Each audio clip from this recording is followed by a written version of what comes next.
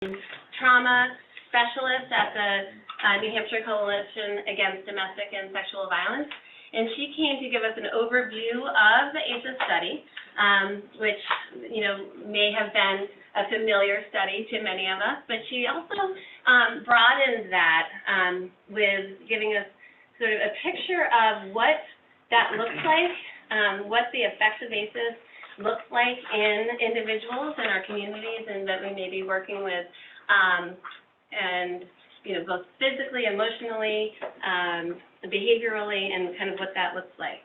And then she helped guide us into what the implications of this is for our work in prevention. How do we take this knowledge of the fact that the prevalence of ACEs is very high and then translate it into the work that we do. So I'm just going to kind of look at some of her key slides to review for you. You may have remember these. So she gave us the overview of the study, right, where she showed us the research that was done and how it was done, and helped make that correlation between individuals who experience adversity and trauma during childhood to poor health outcomes in adulthood, and including, but obviously not limited to, substance use disorder. Right? So there's a higher correlation between people who have experienced ACEs and these poor health outcomes in adulthood. Right? And then she guided us through sort of understanding how that happens, and broadened this idea of what trauma and adverse experiences looks like.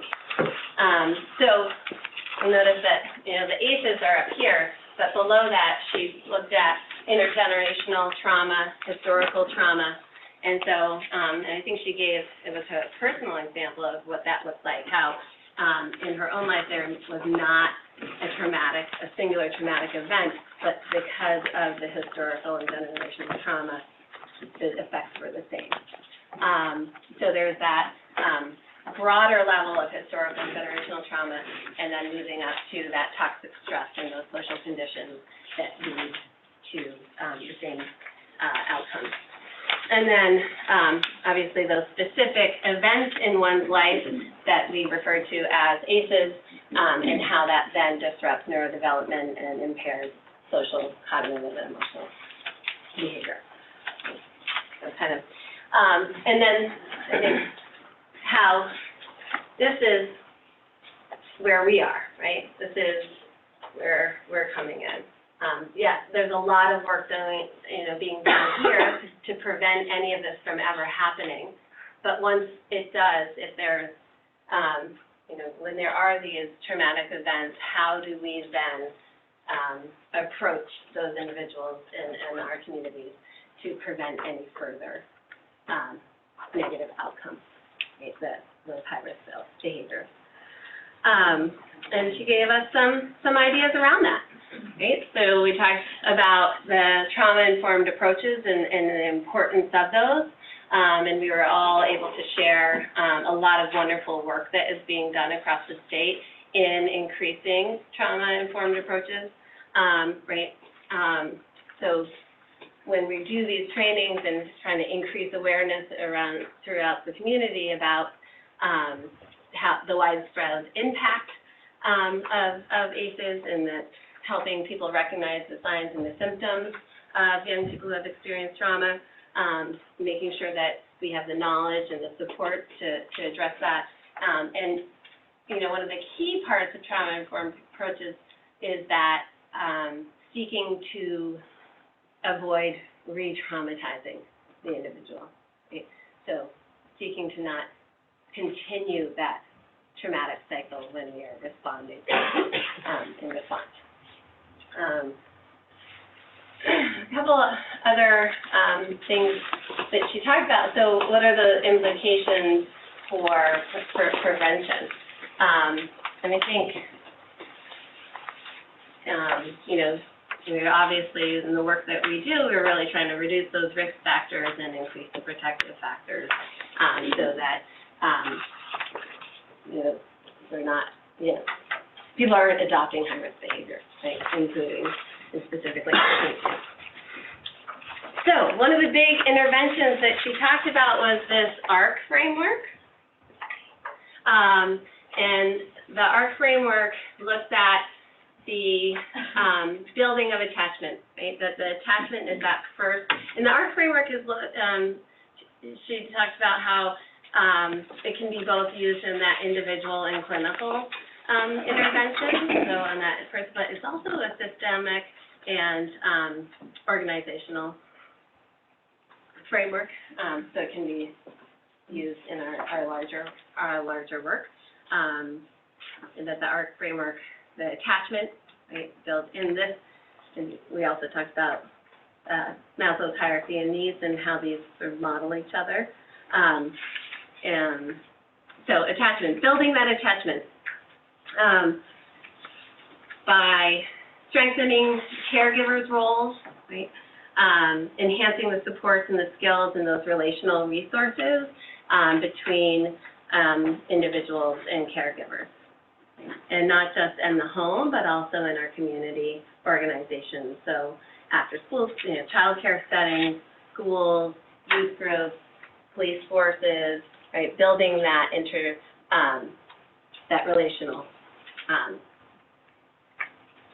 that relationship level. The next level would be that self-regulation, because we know that young people who experience, or individuals who experience trauma when they're younger have a hard time often controlling their behavior and understanding their emotions, right? So that self-regulation, being able to make sense of and understand and sit with and be comfortable with these complex feelings that they have.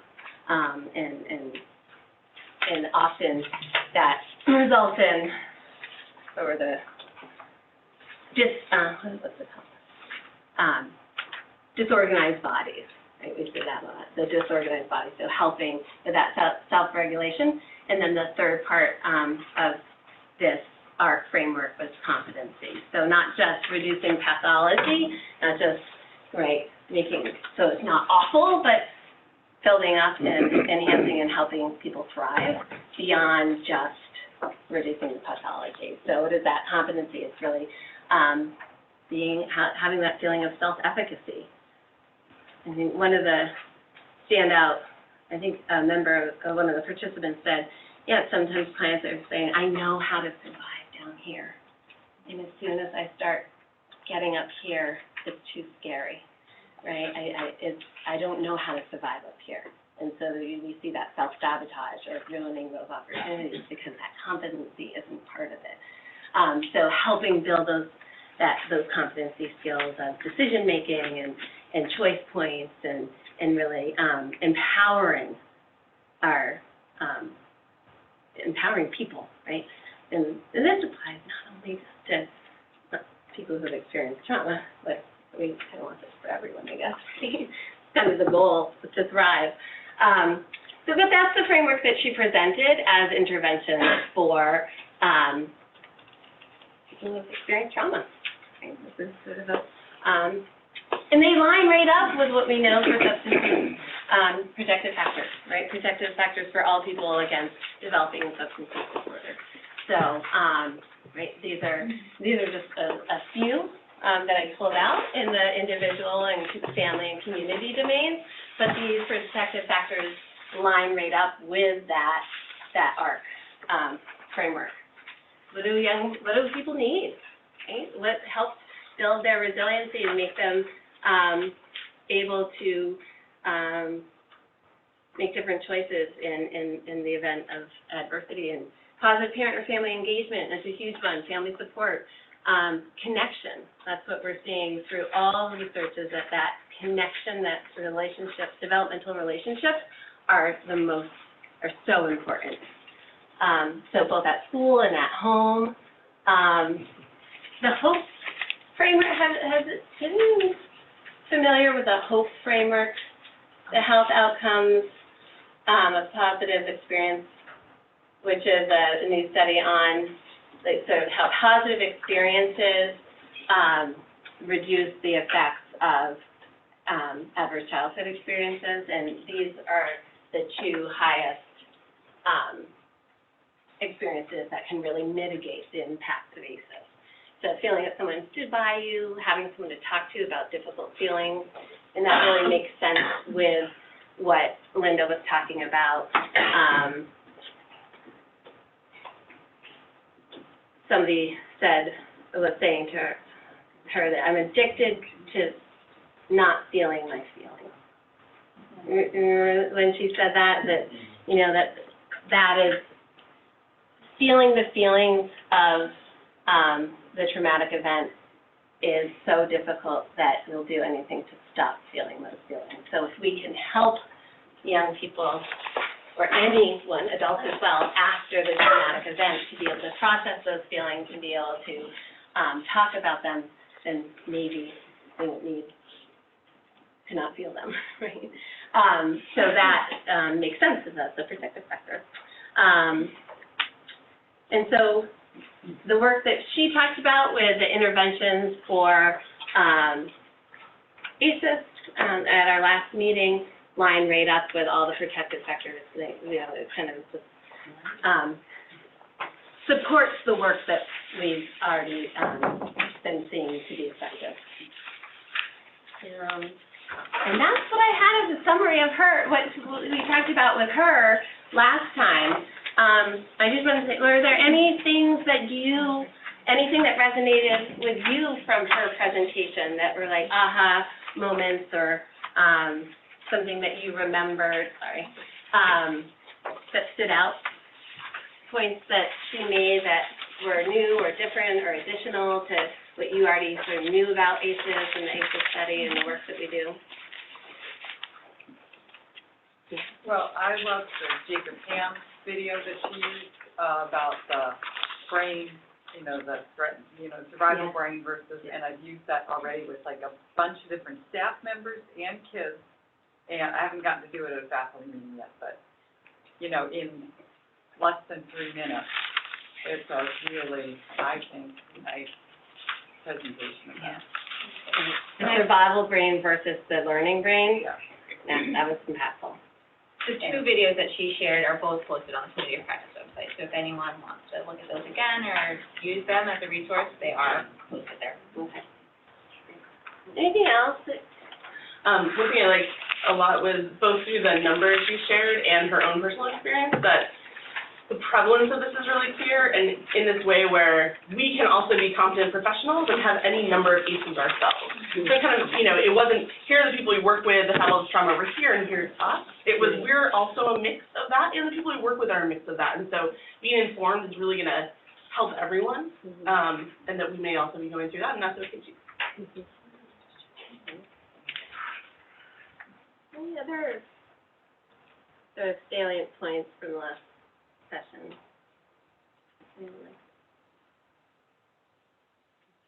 One thing that is a visual that she brought was the visual of the baby elephants being surrounded by all of the mama elephants and their family, and the impact that it has on the baby elephant to thrive in their community. And I'm not saying it as lovely as she did, but for those that were in the room, I mean, if someone else could elaborate, but I thought that visual of just having support systems, so speaking to having someone to talk to about your difficult feelings, or someone that stood by you, just having that support system and how important that is. I wasn't here for the last one, unfortunately, but what I'm hearing today is excellent information, and most of that visual you just gave me. So this really reminds me of the intersection between prevention and recovery support, because it's all kind of the same, we're all doing the same work wherever anybody is on the addiction spectrum. So that's awesome. Thank you. And thank you for making that connection, because I was thinking about that too, and how, you know, everyone needs it, right? These are all, everyone needs this, and especially today when our communities are sort of separated and there's a lot of technology, perhaps, you know, preventing face-to-face and that actual human connection, it can be more difficult to achieve. Any others? Just an observation that underscores the fact that we can't do this all by ourselves, and that opportunities like this where we have a variety of folks from a variety of services is what we need to be doing on a larger scale. I mean, I couldn't do half of what I do without the partners in our community, but I guess the frustration is, as we start looking at strong community infrastructure and services, some of us aren't fortunate enough to have extensive services. So what we need to do is leverage what we do have so that we're all working together, and that's just a comment. One thing that stuck with me from Linda was where, in talking with, people experiencing substance misuse, and the fact that, you know, those people are looking at their substance use not as a problem, but as their solution to a different problem. And when we start looking at it that way, the picture looks a lot different. Great.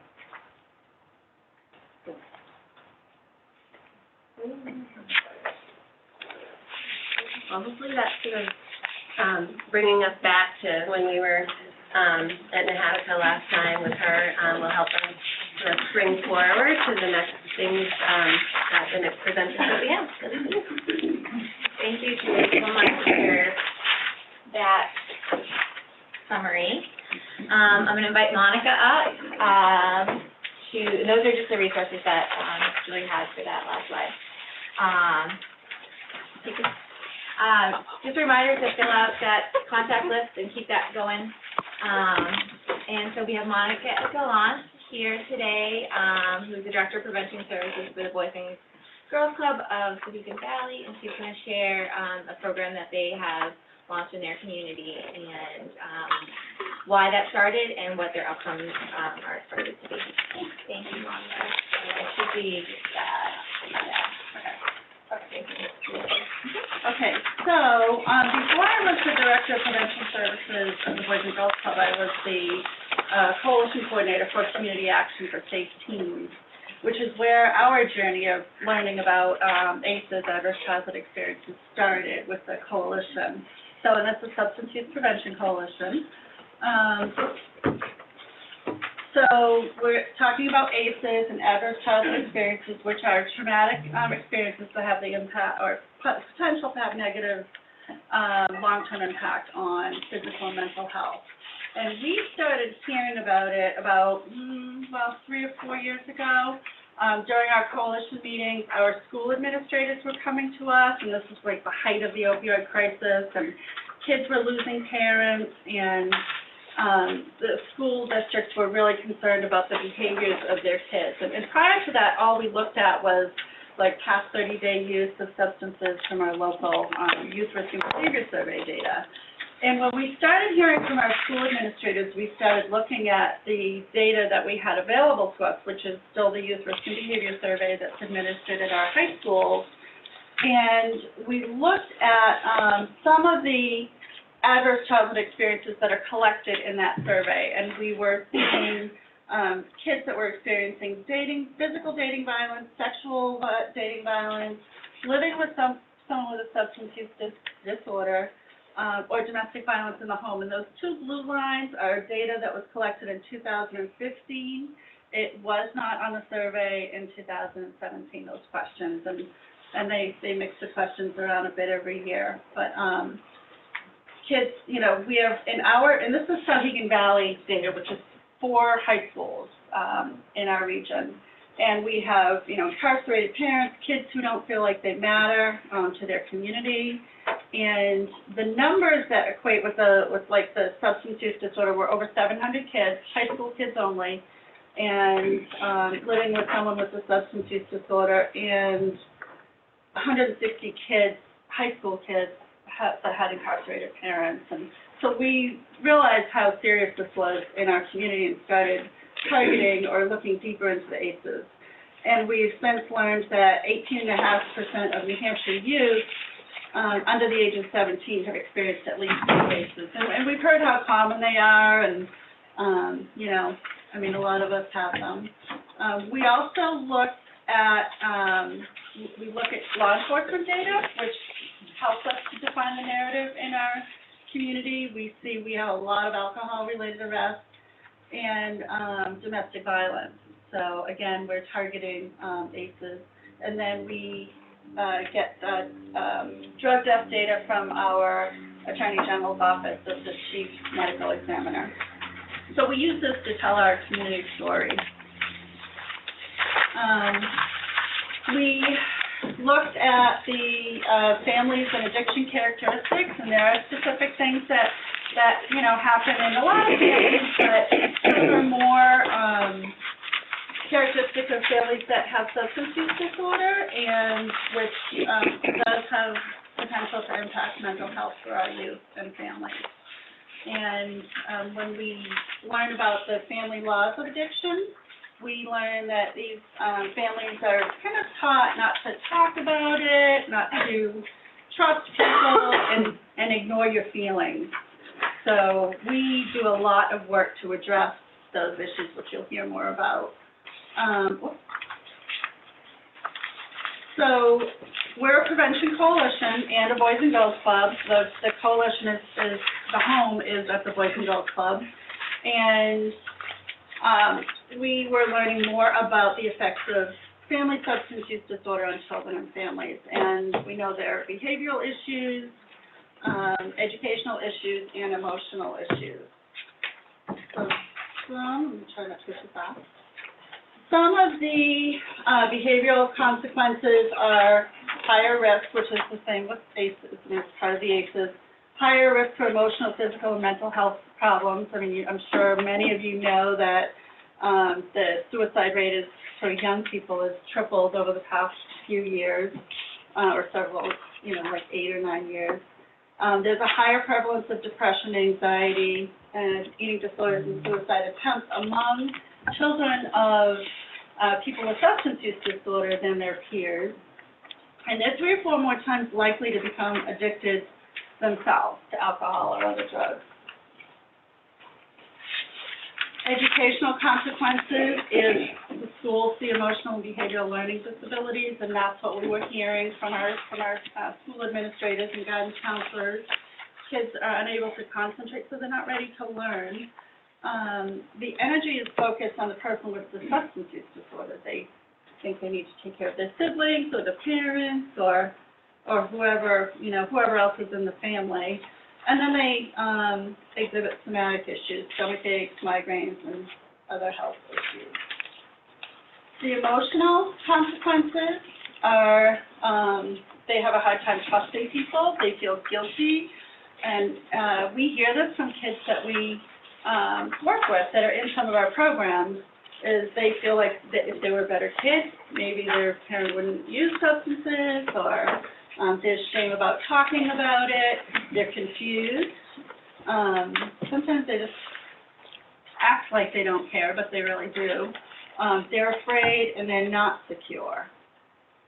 So what we've done is we have developed a number of community-based supports, and we provide outreach to all of our schools and community agencies, and we're fortunate to be housed at the Boys and Girls Club of Silicon Valley. So we have been working for the past year, actually 2 years, on developing a trauma-informed Sauhegan Valley, and I'm going to share with you how we have done that.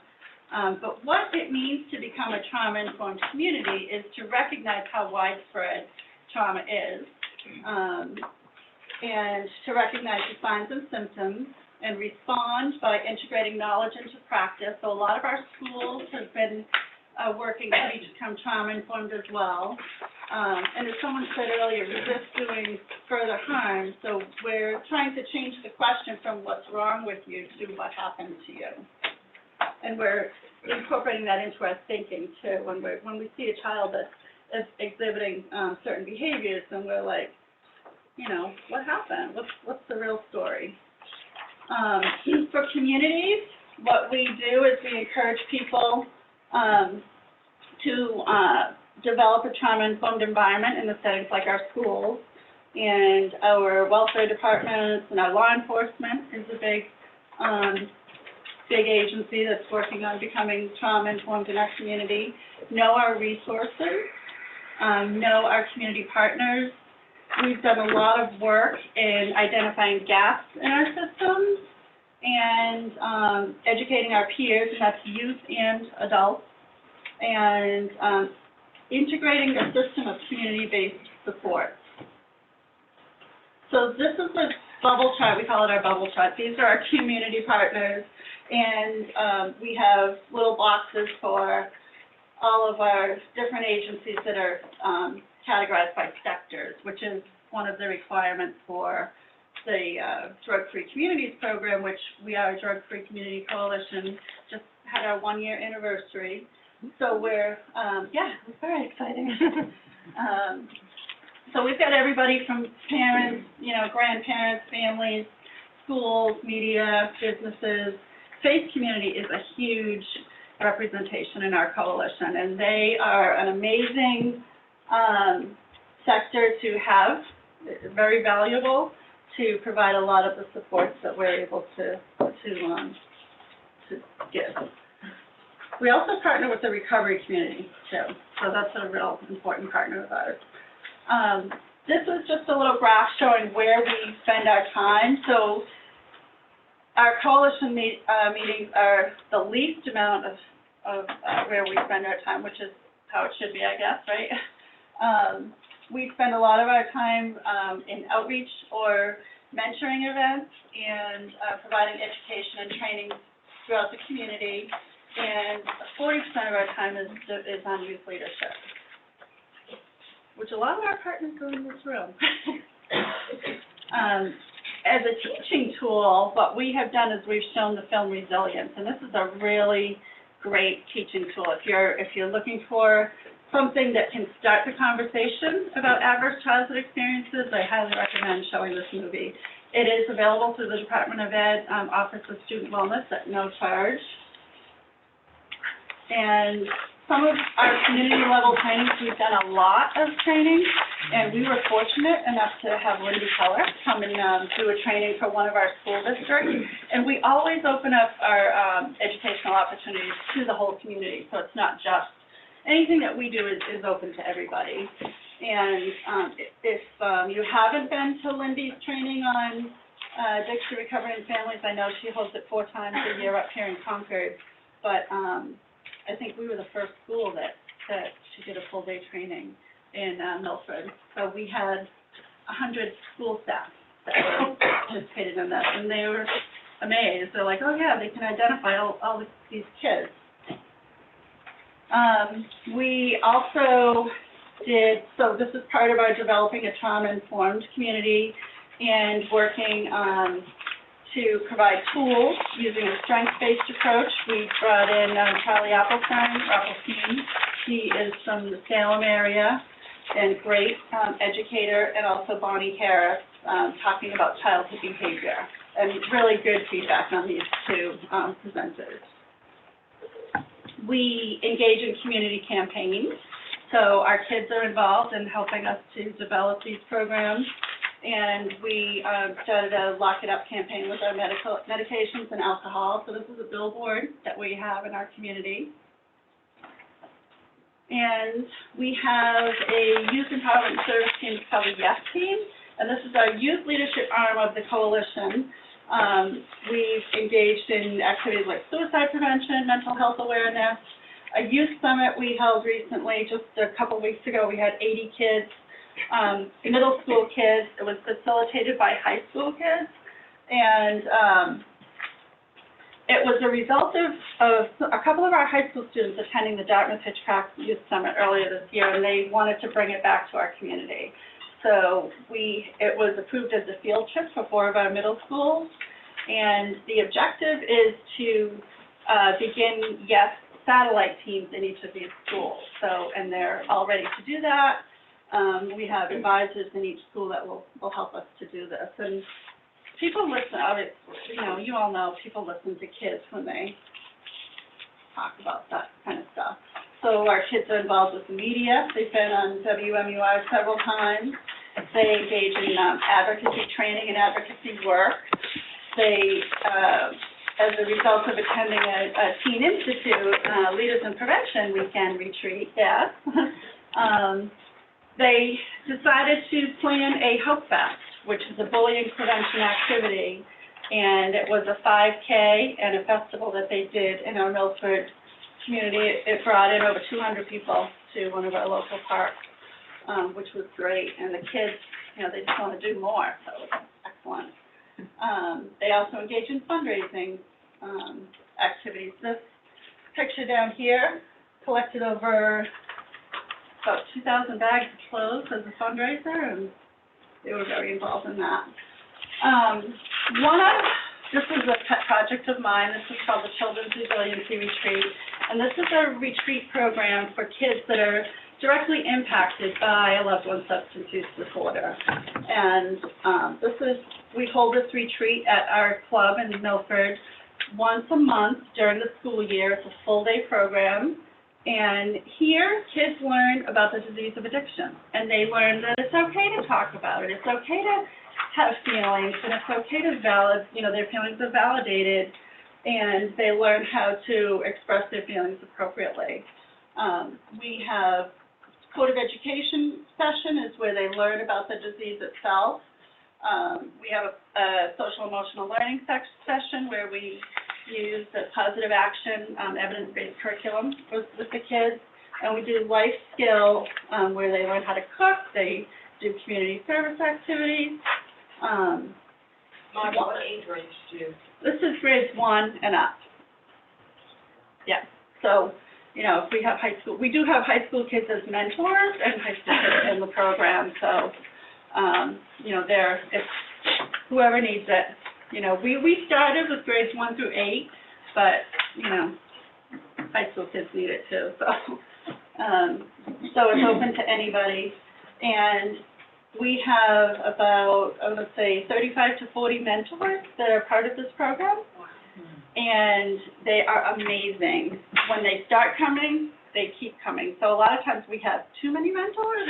Is that possible? Because they're like, they want to be there. They want to be there with the kids. And we just started our 3rd session. So we piloted it in January of 2018, ran our first full session September through June of last year, and we just started that 3rd. And the first 6 months, we averaged about 12 kids. Now we're up to 27 kids in the program. A quick question, when do you do this on a weekend? Yes, it's a Okay. full day on a Saturday. Yeah, and the support from the community has been amazing. There's no federal or state funding that goes towards this program. It's all been funded by community support. So it's a pretty incredible program. And then in the afternoon, we do fun things like art therapy, animal therapy, dance, music, all kinds of outdoor adventures, all kinds of stuff.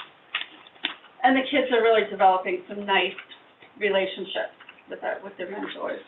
And we also just started an Alateen group about 5 weeks ago. So that's another, and these were all identified as gaps in our community. So we were really excited to be able to bring these supports to the community. Some of the things that they learn in Alateen and the retreats is it's called the 7 C's. They learn that they didn't cause this disease, they can't cure it, and they can't control it, but they can learn to take care of themselves by communicating their feelings, making healthy choices, and celebrating themselves. And these programs really have the potential to reduce mental health issues among our youth, and they're developing peer leadership skills and peer mentoring skills. So we have a set of twins that they haven't missed a day. They're so proud that they have had perfect attendance to this retreat program. They're 10 years old. They are spokespeople for this program, and we held an Overdose Awareness Day this summer event on Overdose Awareness Day, and they were public speaking at that event, and they're great peer mentors. So some of our outcomes, we have increased the community's awareness or knowledge of ACEs. We had over 400 adults attend all of our, resilience documentary film viewings or training. We've increased community collaboration with the coalition. Our CAPS Yes team is really has a increased sense of purpose. They're developing workforce skills, community engagement, leadership, service, and advocacy. They're very excited to go to DC with us next February. We've reached, over 300 youth and adults through their leadership efforts. And our Children's Resiliency Retreat, we've had over 35 youth in and through the program. They are increasing emotional awareness, improved mental health, peer mentoring, civic engagement, advocacy, and community collaboration. Let's see. So some of our testimonies, and this just speaks to the efforts of the coalition, collaboration. Our superintendent, sees our value. One of our superintendents, we work with 4, actually they all do, but I just got a testimony from one. They appreciate the services that we're able to provide to their students with leadership development and things like that. The kids, these 3 testimonies on the bottom, the kids are expressing how the program is helping them, so we collect testimonies from them as well. And one of our resources is SAMHSA's concept of trauma and guidance for a trauma-informed approach. And then these are some of our other, so we've got our guests, our retreat, SAMHSA, NIDA, New Hampshire Drug and Alcohol Drug Treatment Locator 211. And then this is our little quote.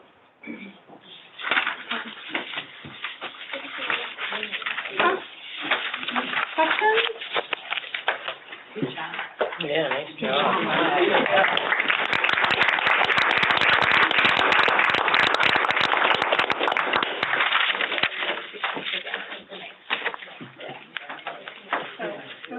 So thank you to all of our partners that are in the room that have helped us accomplish all this. Sergeant Bruss, Staff Sergeant Bruss is a great resource for us. Provided us with a lot of coaching through the years. Thank you so much, Monica, for sharing. So I'm going to invite Carrie Lowe up to talk about the program that they have going on in the Lakes region.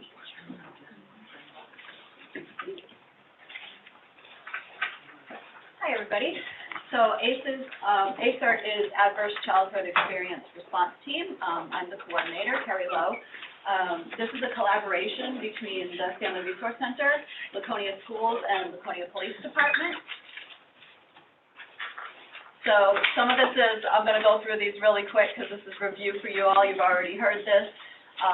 We realized at the Family Resource Center and child care professionals and other people involved in early childhood that brain architecture is shaped by early experiences.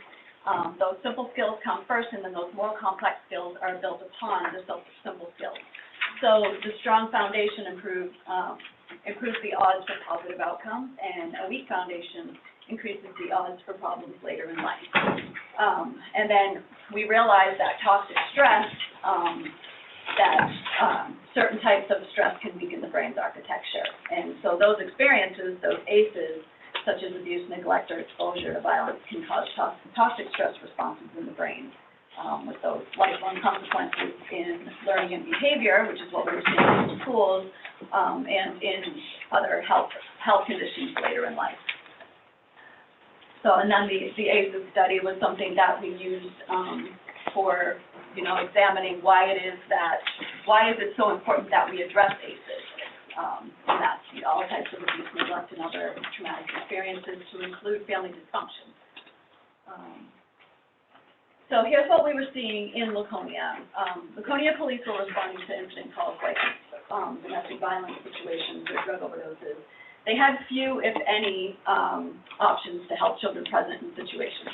And this was something when I was the substance misuse prevention coordinator in the Winnipesaukee region, this was a conversation that we were having a lot with emergency responders, is that often they were saying that, they were going to events and, they would solve the immediate crisis, but then look around and there'd be 3, 4, 5 kids standing around that witnessed what happened. Whether that was a drug overdose, if it was a domestic violence situation, mental illness related, so many different things that kids were experiencing, really traumatic events, and the police officers didn't really know what to do about that. So leaving and wondering, they may have made a call to the domestic violence shelter. They may have made a call to DCYF, but not really knowing what happens to those kids after that, and are they connected to what they need. So police officers weren't educated in trauma, and they were unaware of the resources to connect the children to, and other emergency responders as well. So the bulk of calls that Laconia Police respond to are domestic violence related. Laconia schools, we're seeing a high percentage of students entering kindergarten and preschool with 4+ ACEs. So this is preschool and kindergarten, kids coming in with 4 ACEs. And if we go back to the ACEs study, overall they were seeing a percentage of people that had been experienced 2 ACEs. Adults that had experienced 2 ACEs that were seeing significant consequences based on that. We're talking about really our little people with 4+ ACEs. So, and some other data that I have, Laconia's kind of got a bad rap over the years. They've been in the limelight a lot for having significant problems. So we don't really want our data on a slide. I can present this to this room, but we're kind of, cushioning ourselves and really just we want to focus on the solutions and not so much on the problems. But some of the data for Laconia, so in 2017, Laconia Police responded to 196 domestic violence calls, 453 juvenile involved calls. So many of those are domestic violence related, and that makes sense when I talk about the referrals that I've got so far with ACERT. It makes sense because most of the referrals that I've received so far have been children with what the schools and the police are referring to as behavioral problems. Obviously, behavioral problems are but a symptom of a bigger issue, and that's years of traumatic events. And then those juvenile involved calls also can be truancy, they can be, it can be violence with other juveniles in the community, can be sexual related assault, a lot of different things that happen when it comes to those juvenile involved calls. And then also in 2017, there were 154 overdoses with 8 deaths. That number is declining for a number of different reasons. We're not seeing as many of the overdose, but there's not a decrease in substance use. Some other things, 57% of Laconia schools population are eligible for free and reduced lunch, so we do have a high poverty level in Laconia for sure. And that sometimes can be related to higher ACEs. Obviously for families that are under financial stress, that can lead to other problems. That can lead to substance use, that can lead to child abuse and neglect.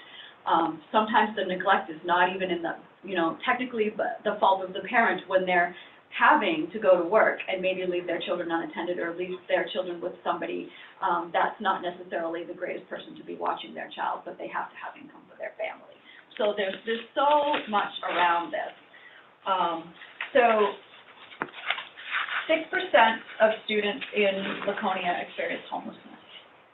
So that's a pretty high percentage. And are eligible for the McKinney-Vento Act support. 7.2% of student population is court involved. 45 open juvenile justice cases, 64 open DCYF cases. By the way, Laconia is a population of roughly 16,000 people, to put that into perspective. We modeled ACERT on the Manchester ACERT, which is 7 times as large as Laconia. So when you put that into perspective, we have a pretty small population for the things that we're seeing. 29 CHINS cases, child in need of services cases, which are specific to habitual and willful truancy. Over 40 middle and high school students receive individual LADAC counseling on site annually. Approximately 20% of all students receive Tier 2 group interventions, which you probably have learned quite a bit about if you're working with the Office of Student Wellness in any of your schools. And those are services that are provided by LADAC, social workers, counselors, and school psychologists, 20%, so 1 in 5. Approximately 25 middle and high school students receive individual mental health counseling on site, and those are students that have barriers to accessing those services outside of school. So data over time is showing an increased need for school-based mental health support and home visits by school-based social workers. Those numbers have actually, the visits by school-based social workers have tripled, and then the mental health supports have doubled in the last 2 years. So then also some of the information we were looking at to why we need to be addressing ACEs was the YRBS data, and 5.7% of Laconia High School students who did not go to school because they felt unsafe at their school or on their way to or from school in the last 30 days. 11.4% of students were threatened or injured with a weapon on school property in the last 12 months. 27.4% of students were in a physical fight during the last 12 months. 31% of students were bullied on school property in the last 12 months. This all relates to the referrals that I've been getting through ACERT, have been school resource officers have seen, kids that have been bullied and are, it's interesting because we anticipated that we were going to get the referrals for the kids that experienced the traumatic event right then. The referrals we're getting are more related to the behaviors of the students who have experienced traumatic events over time. So it's ending up being a lot more, we anticipated ACERT was going to be a prevention, not preventing the initial traumatic event that happens, but preventing the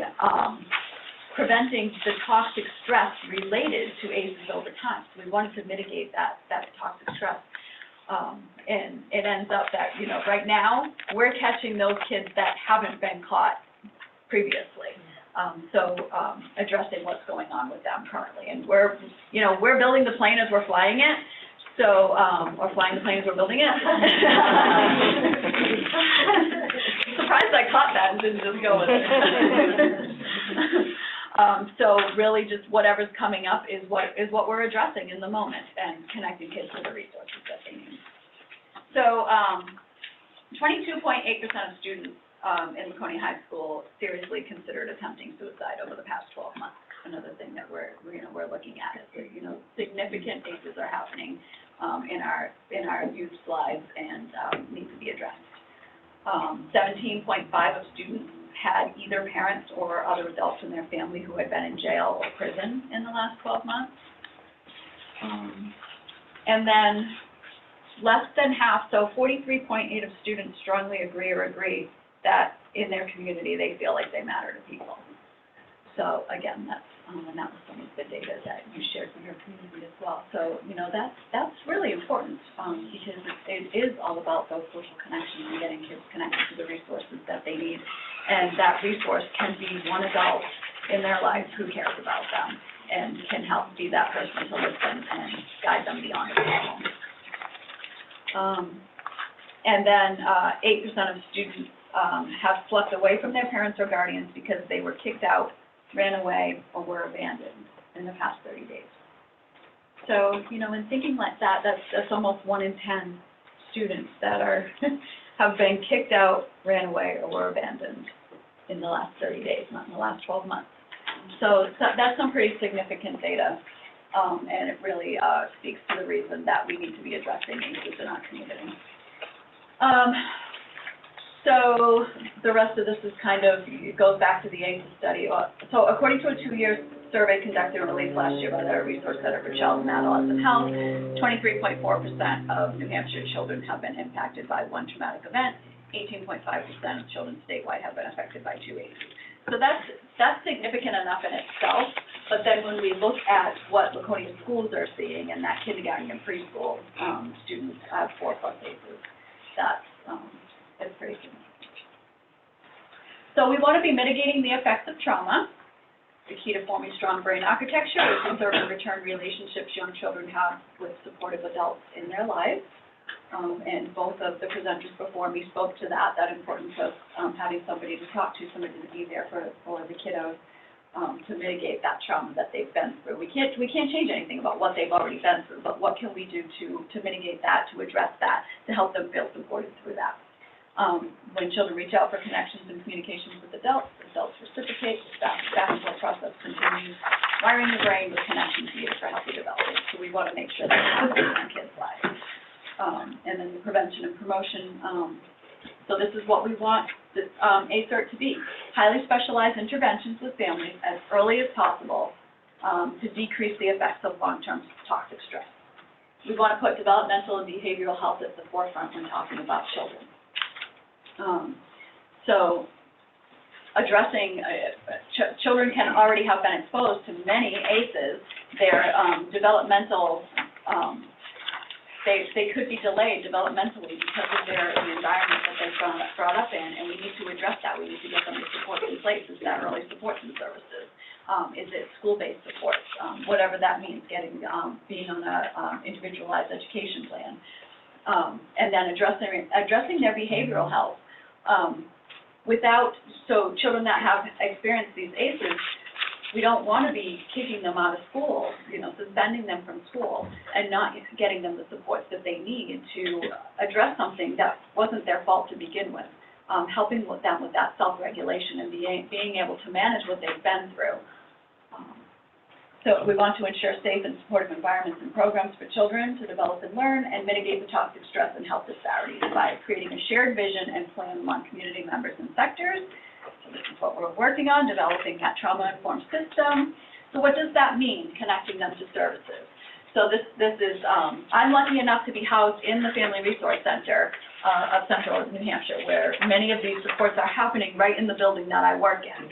So home visiting programs, like the Type program, it's a prevention-based program that is pre-DCYF. We get a lot of our referrals from DCYF. Now a lot of the referrals are coming from ACERT. And it's so that DCYF doesn't have to open a case because the supports are being provided before that happens. Parent education classes, sometimes, parents don't know what they don't know.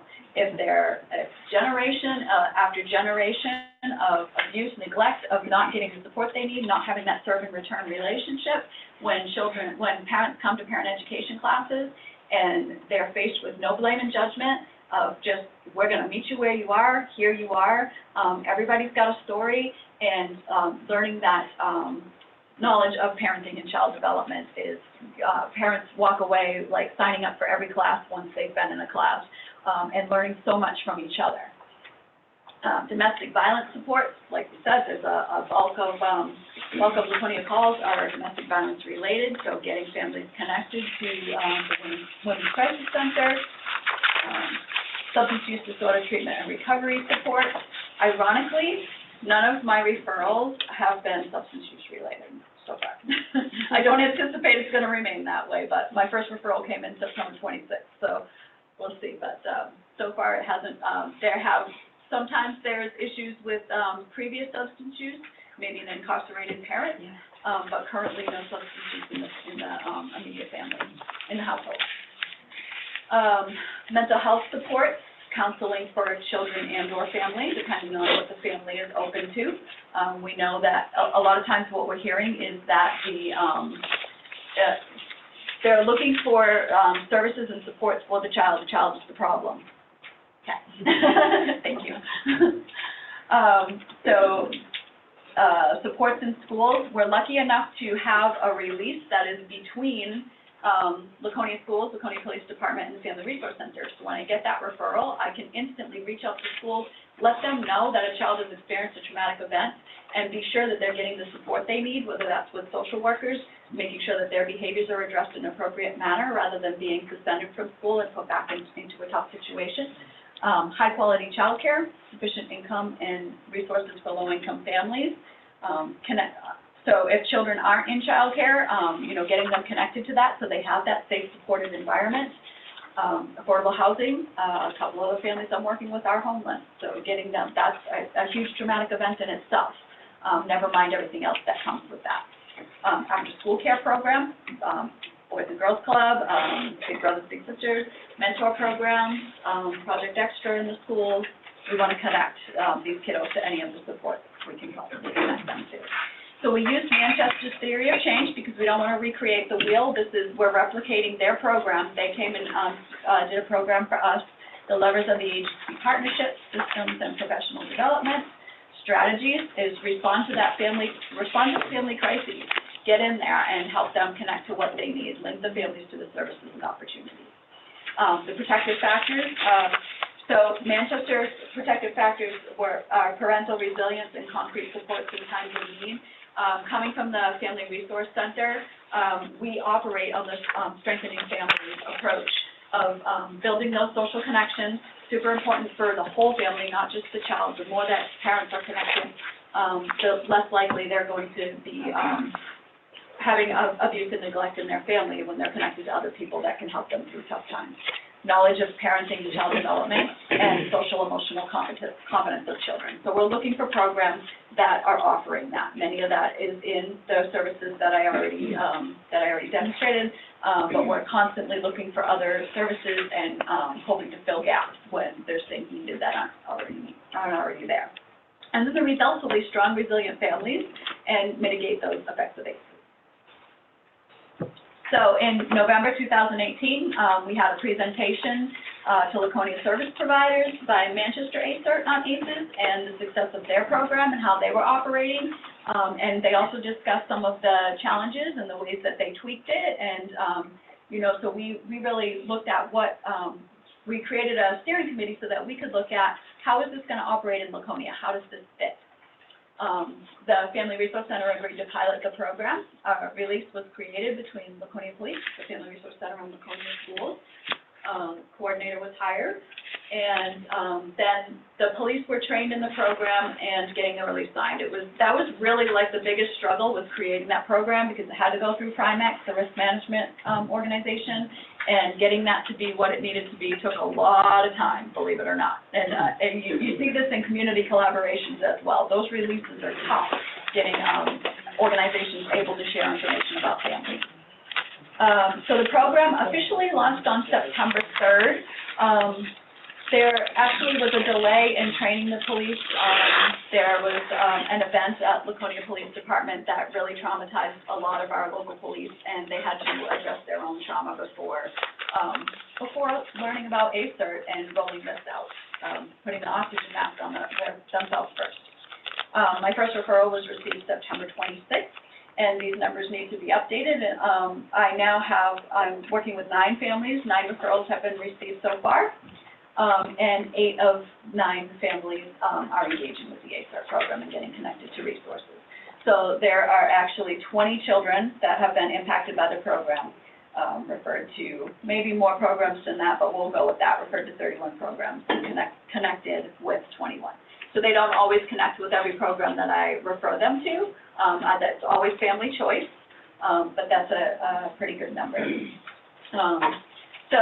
in the future, we're going to have trauma training for the entire police force in January 2020, and continue to create a trauma-informed system of support. We want to be able to educate our whole community on when Julie mentioned the re-traumatization. That is real, and I saw it for myself in supporting a family just the other day to apply for city welfare. I was absolutely horrified with the way that the family was treated in front of me with the service provider there. So we have to train our community. We're doing a great job. We're really doing a great job of getting the word out there. So many people are on board with us, but there are still some sectors, I won't say sectors. There are some people that just don't understand that they're re-traumatizing the families that we're trying to help, and they can't move forward if they continue to be re-traumatized. I think, also some of the struggles, if you just go back and slide for me just for a minute, on the SAP Counselor at Portsmouth High School, and we work collaboratively with the police department and all the community members, but as you know, the releases are really a barrier to getting those services met. So Yes. you had, indicated that was there an agency or something that facilitated those releases? So Primex is the risk management company that, that police departments and a lot of other emergency responders use. Okay, so is it the police department that initiated those releases? Was it like an MOU or?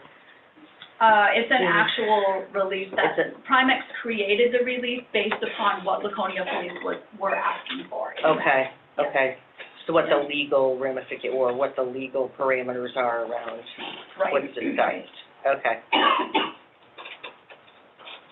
So this is our workflow, and you have that. I won't get into this because it'll take too much time, but basically Laconia Police respond to event, ask the family to sign the release. If they don't, then Eric Adams, who's our prevention enforcement and treatment officer and has a great relationship with a lot of the families in our community, he'll reach out and try to get them to sign.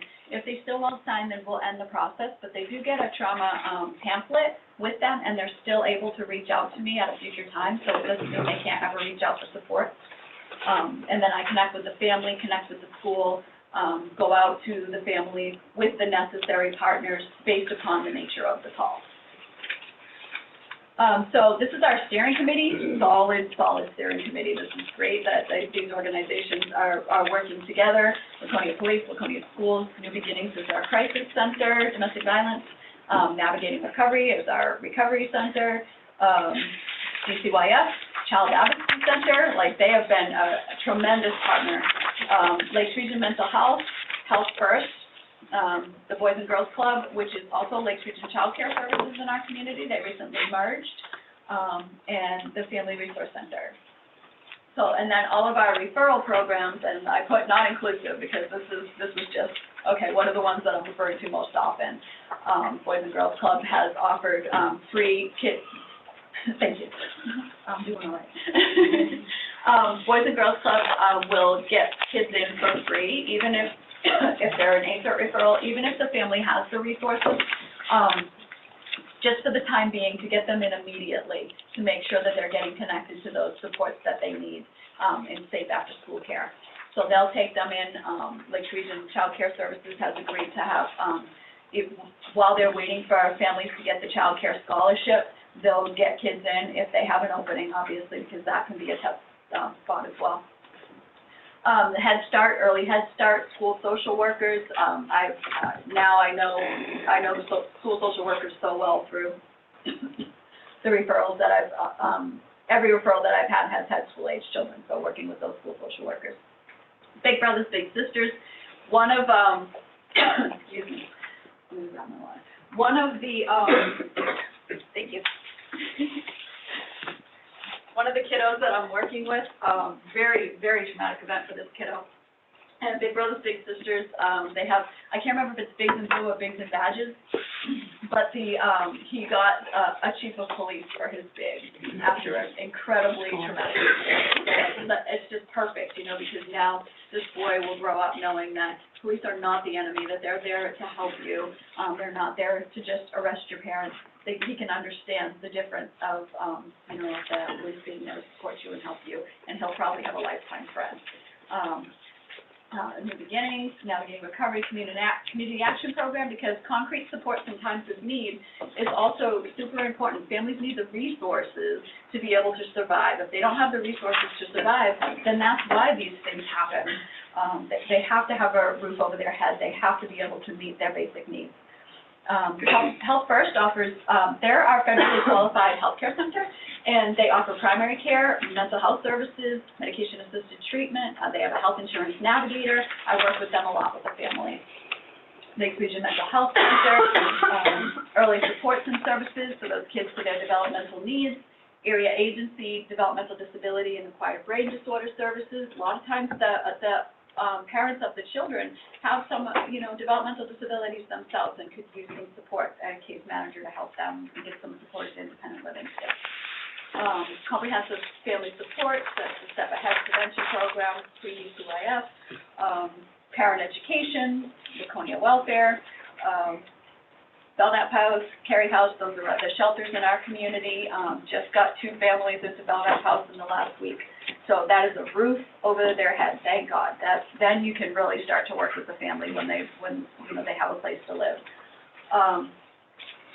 DHHS for some more concrete supports, food stamps, TANF caregiver grant. I've had, some family members that have agreed to take on a child after an event and getting them that caregiver grant so that they can get some money to care for that child. Prescott Farm for campership, veteran services, ServiceLink, and like I said, not all inclusive.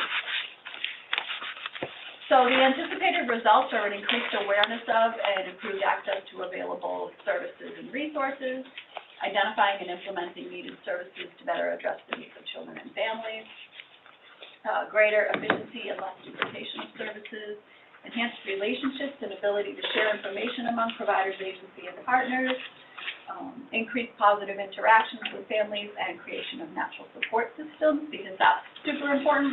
The services might not always be there, but if we can, increase their natural support systems. Parent education groups is a prime example of families supporting each other and having lifelong friendships with other parents in the group. And, it's magical. They're bringing in clothes for the other families, they're offering rides. Those natural supports and social connections are so important. Informed and proactive agencies eager to work collaboratively to improve outcomes for children and families. And that's what we get with that steering committee. It's just, it's solid. How will we evaluate? Steering committee meets once a month to review the process and make changes as needed. We have MOUs between the steering committee members, and they'll be reviewed as needed for applicability and comprehensiveness.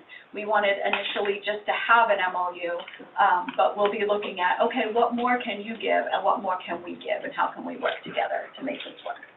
Ongoing data tracking regarding the number of referrals to ACERT, families connected, number of referrals to programs, and then engagement with those programs. We'll review what gaps still exist and create a plan to address them, and track how many first responders and other service providers are trained in ACEs and trauma-informed approach. And that's it.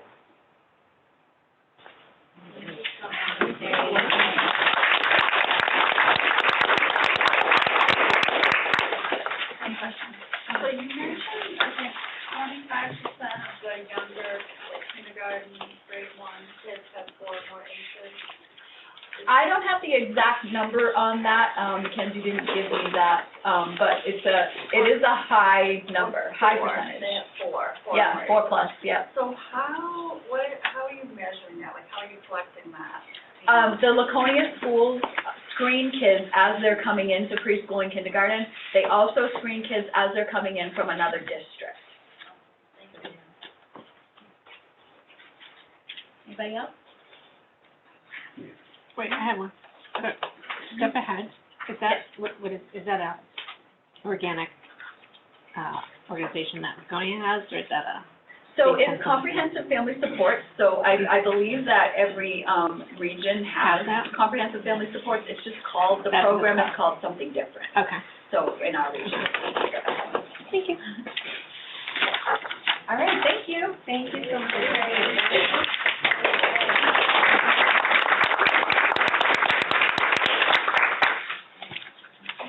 I really appreciate both Carrie and Monica sharing their community's approaches to this. I think it really helps the community practice as a whole learn some techniques that they might not know were happening in other communities that are working, and you have the contact list, so you can connect if there's any questions following up. So I'm going to hand it over to Lisa Nure, who's going to lead us for the next part of our meeting discussion. Okay, thank you. I want to thank the speakers again. That was a lot of information.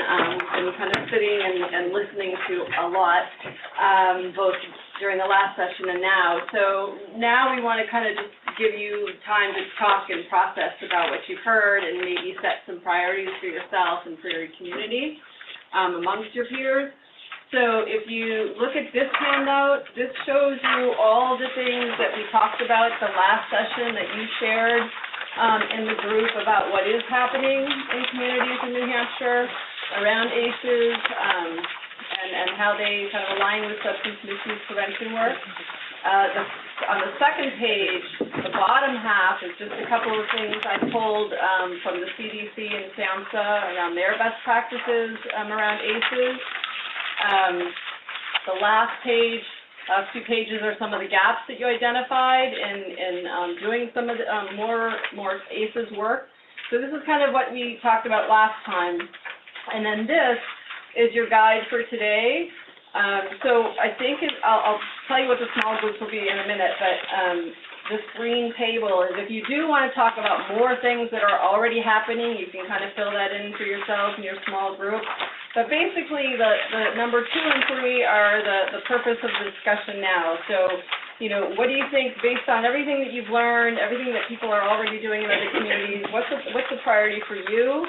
What readiness steps do you need to happen to kind of move those things forward? And then a short list of topics that you're interested in learning more about. And this will be fed back into the community of practice so we can continue to support your work around ACEs. So, any questions before we get started in the small group discussion? Okay, and I will do that thing where I'll ask everybody to share. So if you want to kind of, you know, identify a note taker and someone who can share and report back to the larger group, that would be great. So I think with the way the tables are now, the easiest way is to have these 2 tables kind of just turn and face each other, those 2, and then all the way up here. And if you guys, because they're kind of from out of state, the 5 of you might want to just kind of maybe spread yourselves around to some of the other groups. It's up to you. Or you can just talk with out-of-staters about your work. So talk about anything else that's going on around ACEs that you're excited about or want to learn about. Set some priorities for yourselves and what readiness steps and what more information you need to make it happen. And we'll convene in about 20 minutes. A little early. We should mingle. Is somebody on the phone?